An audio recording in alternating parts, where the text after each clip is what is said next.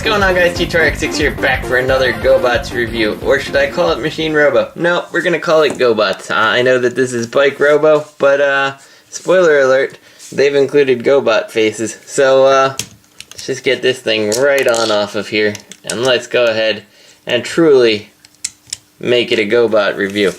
So this is the Action Toys Bike Robo, aka Sidekill. You can see he came with a Bike Robo face. He also comes with this little accessory thing here that has no articulation, just a little robot. Would have been nice if there was a little bit of articulation on it, but on the back you've got a little magnet on each one of these, and it just kind of sticks on in place. It's not the greatest connection, it'll fall off easy if you touch it, but I mean it is a magnet, so it's not going to fall off just by this falling over.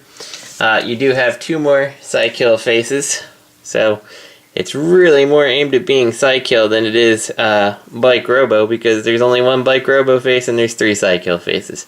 Just saying, throwing it out there. It comes with this also, which let me just show you. To get these faces off, you're supposed to push the headlight here, and they're supposed to kind of pop out. They don't do that very well, but if you wanted him in his bike mode and you wanted to hide the face there, you can do that. Man, it shoots that one off with a fury. It just doesn't do it to the Sidekill faces. But that's okay. It doesn't need to. Just needs to stay just like that. So we're not going to look at this again.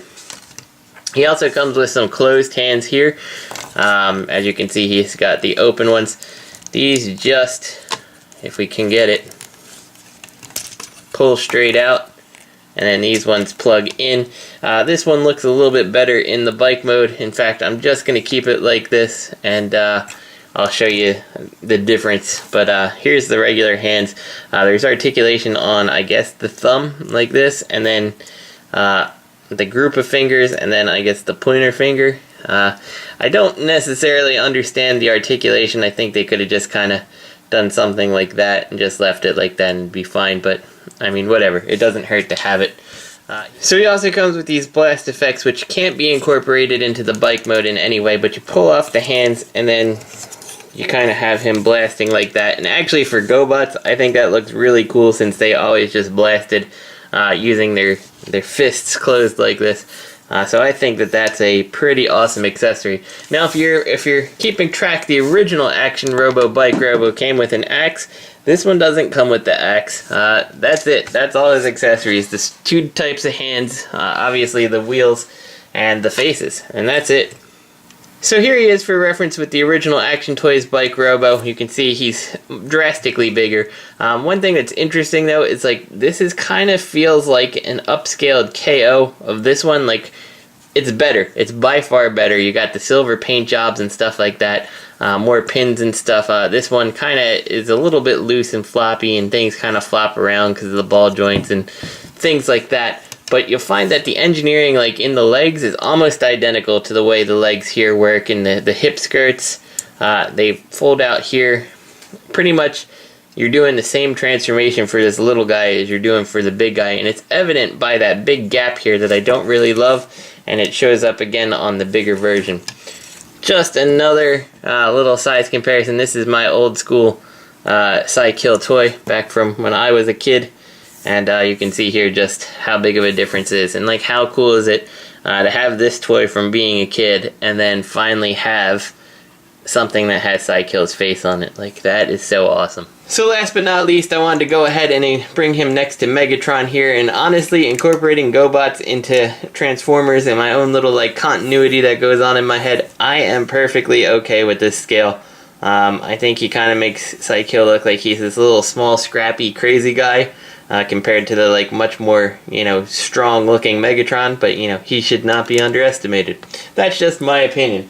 The one thing that I'm not sure of is if they continue going forward with this line, which I really hope they do, where do I want to see Leader 1 sized? Because obviously he's shorter than Starscream, Sidekill that is. But this Starscream here is the same alt mode, or at least similar alt mode to Leader 1. So I kind of think I want Leader 1 to be Starscream sized, and I think I'd be okay with that. Not 100% sure. And then where does Copter and Crasher fit? I think if Crasher is a typical MP car size, that'd be great. And Copter, maybe somewhere in between. I'm okay with Psykill being the leader and being the smallest, I think. So let's get Psykill here transformed. We'll start with the head, why not? We'll just kind of straighten everything up, and like I said, I'm not putting the white piece on. Also, I don't really like how this piece bounces around. Anyway, take this and disconnect these pieces right here.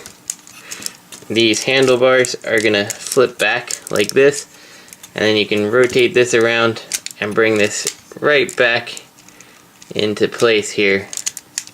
It should fit, if you did it right, underneath the head just like that. So do that again on this side. You can see that double bar down here that we have to work around. And once we got that in, it should lock nicely into place. And you should see that we have the arms kind of like this. You want to rotate it so the elbow joint goes to the side here, like this. And then kind of twist the hand around to the way you like it. So it doesn't really matter with the closed hand one. And you bring the wheel here. There's a little tab on the wheel. Just plug it into here and tab it into the hand to help make sure it just stays there. And you can see either way, or either hand that you have can lock and hold this wheel. So if you just, really if you don't like that this is open on this side, then you got that look over there. So it's really up to you. Admittedly that looks better, but I mean that's overall better to me in the robot mode. Anyway, so that's the bottom half. We have that done, or I should say the top half. We're going to come down to the legs here, and we're going to take this panel here, fold it in, and fold this little one up. We'll do it on both sides over here, just like that. From here, you can unpeg this, and you can see, just like you had on the other one, this is not free floating anymore, but it pegs into there. This is also a good time, so you don't forget to take these legs, and it's hard to show on camera, but you want to grab it and slide it sideways on both of them. Otherwise, they're just not going to connect properly. So take it, slide it sideways. So you kind of want to take one of them, get it out of the way, take the foot, bring it all the way up, and plug it into place like that. Once this is down, you can bring this around like that, and you can see based on the cut of the thigh, it's gonna sit all the way back like that, and that's gonna let this all sit in place properly. So now we have that done. You can kind of keep the legs like this, and we'll do it again for the other side. Now the other side has the kickstand, which needs to be fairly specifically located to make it work properly. Bring this in, bring it on down. Once again, kind of align our thigh here with the body, or the leg there. Take these pieces here, I almost forgot them, just slide them out to the side. It's going to give us enough clearance on the legs. There we go, just like that. Now we can take this, and just like it did with the less expensive version, they're going to end up plugging into the spots on his chest after we plug them together. But before we do that, we should take the second wheel, once again put it in the hole, and then it tabs in to a slot there, just like so. And once you have all this in place, you can now take all of this stuff and kind of close it up together. Bring the kickstand around just so it's out of the way, and then bring this up.